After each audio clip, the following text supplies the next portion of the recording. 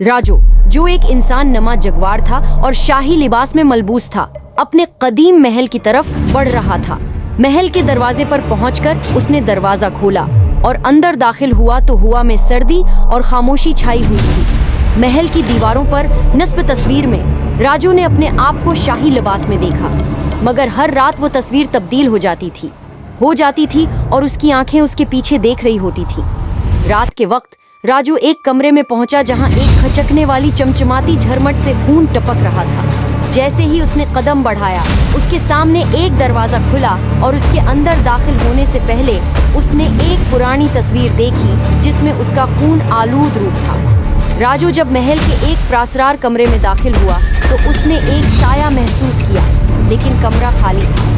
उसने एक खिड़की के सामने कदम रखा और उसे एक पुराना पल नजर आया जो सिर्फ चांदनी में दिखाई देता था, जैसे ये एक ख्वाब हो। राजू ने जब महल छोड़ा तो वो एक खौफनाक जंगल में दाखिल हो गया। जंगल की दरख्तों में से कुछ जवाहरात की तरह चमकते हुए मासिक लटक रहे थे और उसे ऐसा महसूस होता था जैसे उनकी नजरें उसे पीछे से घूमकर देख रही हूँ। चांदनी में एक दरिया के किनारे खड़े होते हुए उसने पानी में अपनी अक्स को देखा, लेकिन उसकी अक्स गायब थी, जैसे कुछ ने उसे गायब कर दिया।